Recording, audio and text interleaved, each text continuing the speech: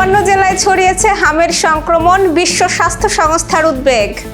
তথ্য মন্ত্রণালয়ের পুরানো কাঠামোতে আমূল পরিবর্তনের ইঙ্গিত।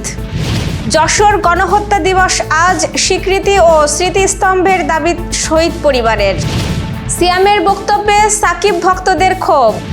ক্রিকেটীয় সম্পর্ক পুনরুদ্ধারে ভারতকে বিসিবির চিঠি। দর্শক, গ্রামের কাগজের সকালের সংবাদে আপনাকে স্বাগত। আপনাদের সাথে আছি আমি স্বপ্না দেবনাথ। শুনছিলেন প্রধান শিরোনাম, এছাড়াও রয়েছে রাশিফল। এবার চলুন যাওয়া যাক মূল আয়োজনে। দেশে হামের সংক্রমণ ছড়িয়েছে 56টি জেলায়। কিছু এলাকা সংক্রমণের হটস্পট হিসেবে চিহ্নিত করা হয়েছে। রাঙামাটি, বাগেরহাট, মেহেরপুর, জয়পুরহাট, গাইবান্ধা, লালমনিরহাট, পঞ্চগড় ও বান্দরবান এই 8 জেলায় হাম ধরা পড়েনি। স্বাস্থ্য অধিদপ্তরের তথ্য অনুযায়ী হামে গত 15 মার্চ থেকে অন্তত 9 জনের মৃত্যু হয়েছে। তবে হামের উপসর্গ নিয়ে মৃত্যুর সংখ্যা আরও বেশি। হামে আক্রান্ত হয়ে বিভিন্ন হাসপাতালে ভর্তি আছে 771 জন রোগী। সবচেয়ে উদ্বেগজনক বিষয় হলো আক্রান্তদের বড় অংশই শিশু।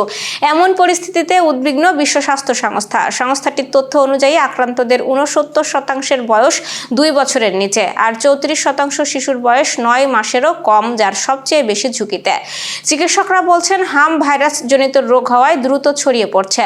লক্ষণ দেখা দিলে দ্রুত চিকিৎসকের শরণাপন্ন হওয়ার পরামর্শ তাদের।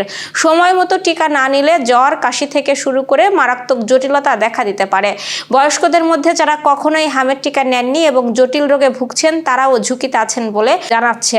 এদিকে আগামীকাল থেকে সারা দেশে হামের টিকা দেওয়া শুরু হবে বলে জানিয়েছে স্বাস্থ্যমন্ত্রী। 6 মাস থেকে 10 বছর বয়সী শিশুরা হামের টিকা পাবে।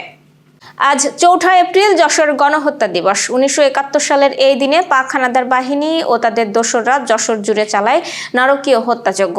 শহরের বিভিন্ন স্থান, বিশেষ করে রেল স্টেশন, মাদ্রাসা প্রাঙ্গণে নির্মমভাবে হত্যা করা হয় অর্ধশতাধিক নিরীহ মানুষকে। সেই দিনের শহীদদের মধ্যে ছিলেন শিক্ষক, ছাত্র, রাজনীতিক ও ধর্মীয় ব্যক্তিত্ব। অনেকের পরিচয় মিললেও এখনো বহু শহীদের নাম অজানা রয়ে গেছে। স্বাধীনতার এত বছর পরও অধিকাংশ শহীদ পাননি রাষ্ট্রীয় স্বীকৃতি, নেই কোনো স্মৃতিস্তম্ভ। শহীদ পরিবারের দাবি, শহীদদের পূর্ণ তালিকা প্রকাশ, কবর সংরক্ষণ এবং যশোরে একটি গণহত্যার স্মারক নির্মাণ করা হোক। এদিকে দিবসটি উপলক্ষে আজ সকালে শঙ্করপুর বৌদ্ধভূমিতে পুষ্পমাল্য অর্পণ এবং বিকেলে টাউন হল ময়দানে স্মরণসভা অনুষ্ঠিত হবে। অপতথ্য রোধ ও অবাধ তথ্য প্রবাহ নিশ্চিতে তথ্য মন্ত্রণালয়ের পুরানো কাঠামোতে আমূল পরিবর্তন আনা হবে বলে জানিয়েছে তথ্য ও সম্প্রচার মন্ত্রী জহিরুদ্দিন স্বপন।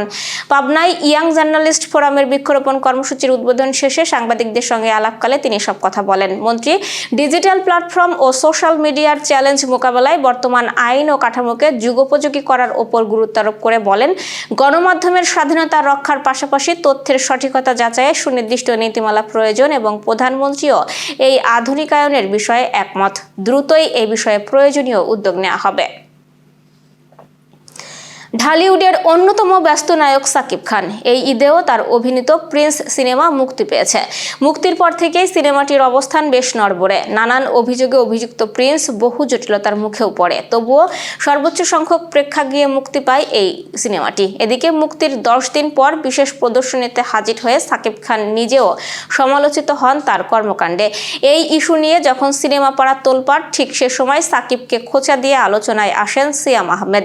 সম্প্রতি এই অভিনেতা এমন মন্তব্য করেন যা নেটিজনদের দুভাগে বিভক্ত করেছে। সরাসরি নাম না নিলেও সিয়ামের মন্তব্যে তীরের নিশানা যে মেগাস্টার সাকিব খানের দিকেই, এমনটাই দাবি করছেন অধিকাংশ চলচ্চিত্র প্রেমী। সম্প্রতি হল মালিকদের একটি সভায় গিয়ে সাংবাদিকদের প্রশ্নের জবাবে সিয়াম আহমেদ নিজের কাজের ধরন ও পেশাদারিত্ব নিয়ে কথা বলেন। সেখানে তিনি বলেন, আমি ওই শিল্পী না যে তার প্রযোজকের ওপর সহশিল্পী চাপিয়ে দিই।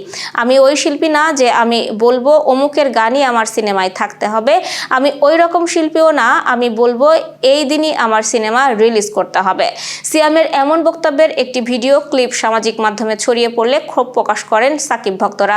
অনেকেই বলছেন সাকিব খানের নাম নিতে সাহস পাচ্ছেন না, তাই ইঙ্গিত করে কথা বলছেন। শুধু তাই নয়, সাকিবিয়ানদের কেউ কেউ সিয়ামকে সরাসরি কথার আঘাত করলেও দেখা গেছে। অনেকেই তাকে অহংকারী আখ্যা দিয়ে বলেন, সিয়াম বড়দের শ্রদ্ধা করতে জানেন না। সামাজিক মাধ্যমে একজনকে লিখতে দেখা গেছে, সাকিব খানের ধারের কাছে নেই অথচ তাকে নিয়ে কথা বলা। এছাড়াও অনেকেই বিদ্রুপাত্মক মন্তব্য করেন। ভারতের সঙ্গে ভাঙা ক্রিকেটীয় সম্পর্ক জোড়া লাগাতে উদ্যোগী হয়েছে বাংলাদেশ ক্রিকেট বোর্ড। দ্বিপাক্ষিক সম্পর্ক পুনর্গঠনের আগ্রহ প্রকাশ করে board of control for cricket in ইন্ডিয়াকে একটি চিঠি দিয়েছে বাংলাদেশ।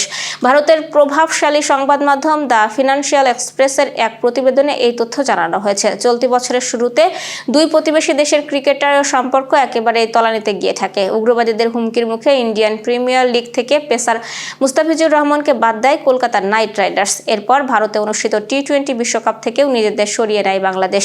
শুরুতে বিসিবির পক্ষ থেকে বাংলাদেশের ম্যাচগুলো শ্রীলঙ্কায় সরিয়ে নেওয়ার দাবি জানানো হয়েছিল, কিন্তু আন্তর্জাতিক ক্রিকেট কাউন্সিল সেই দাবি নাকচ করে দিলে শেষ মুহূর্তের সিদ্ধান্তে বাংলাদেশের বদলে টি-20 বিশ্বকাপে খেলার সুযোগ পায় স্কটল্যান্ড। চলতি বছর বাংলাদেশের মাটিতে ভারতের সীমিত ওভারের একটি সিরিজ খেলার কথা ছিল। আগামী সেপ্টেম্বরে অনুষ্ঠেয় এই সিরিজে 3টি করে ওয়ানডে ও টি-20 খেলার কথা দুই দলের। সিরিজটির সঙ্গে দুই বোর্ডেরই বড় আর্থিক স্বার্থ জড়িত থাকলেও বৈরী সম্পর্কের জোরে বিসিসিআই অনির্দিষ্টকালের জন্য তা স্থগিত করে দেয়। বিসিবি সমঝোতার বার্তা দিলেও বিসিসিআই এখনও এই বিষয়ে নীরব রয়েছে। দর্শক, এবার চলুন জেনে নিই কেমন যাবে আপনার আজকের দিন, অর্থাৎ 4 এপ্রিলের রাশিফল। মেষ রাশির কর্মক্ষেত্রে নতুন সুযোগ আসতে পারে, পুরনো ঝামেলা মিটে যাওয়ার সম্ভাবনা রয়েছে এবং অর্থনৈতিক দিক স্থিতিশীল থাকবে। বৃষ রাশির অতিরিক্ত ব্যয় নিয়ন্ত্রণে রাখুন, পারিবারিক বিষয়ে মনোযোগ দিতে হতে পারে, কোনো ঘনিষ্ঠ বন্ধুর সহায়তা পাবেন। মিথুন রাশির নতুন সম্পর্ক বা পার্টনারশিপের সূচনা হতে পারে, আত্মীয়দের কারোর পরামর্শ কাজে লাগবে। কর্কট রাশি কর্মস্থলে প্রশংসা পাবেন, তবে অতিরিক্ত দায়িত্ব আসতে পারে, পরিবারের ছোটখাটো মতভেদ মিটে যেতে পারে। সিংহ রাশির সৃজনশীলতা প্রকাশের সুযোগ আসবে, অহংবোধ এড়িয়ে চলা ভালো এবং মানসিক প্রশান্তি পেতে ভ্রমণের পরিকল্পনা করতে পারেন। কন্যা রাশির বাড়িতে আত্মীয়ের আগমন হতে পারে, স্বাস্থ্য নিয়ে একটু সতর্ক থাকুন, বিশেষ করে খাবার গ্রহণে সতর্কতা বেশি প্রয়োজন। তুলা রাশির অফিসে কোনো গুরুত্বপূর্ণ আলোচনায় অংশ নিতে হতে পারে, অর্থ লেনদেনে সাবধান থাকুন। বৃশ্চিক রাশির পুরানো কোনো অভিমান দূর হতে পারে, অর্থনৈতিক ক্ষেত্রে লাভের ইঙ্গিত এবং পরিবারের প্রতি সময় দিন। ধনু রাশির দিনটি অনুকূল, কর্মক্ষেত্রে নতুন প্রস্তাব বা দায়িত্ব পেতে পারেন এবং প্রেমে ইতিবাচক পরিবর্তন হতে পারে। মকর রাশির আর্থিক সিদ্ধান্তে সতর্কতা জরুরি, কারো প্রতিশ্রুতিতে অন্ধবিশ্বাস করবেন না, কর্মজীবনে সামান্য বাধা এলেও ফল আপনার অনুকূলে যাবে। কুম্ভ রাশির বন্ধুত্বপূর্ণ সম্পর্ক দৃঢ় হবে, নতুন পরিকল্পনা শুরু করতে পারেন এবং শরীরচর্চা বা হাঁটা চলা আপনাকে সতেজ রাখবে। মীন রাশির কাজের চাপ বেশি থাকবে, তবে সফল হবেন, অর্থপ্রাপ্তির সম্ভাবনা প্রবল এবং আত্মীয়দের সঙ্গে ভালো সময় কাটবে।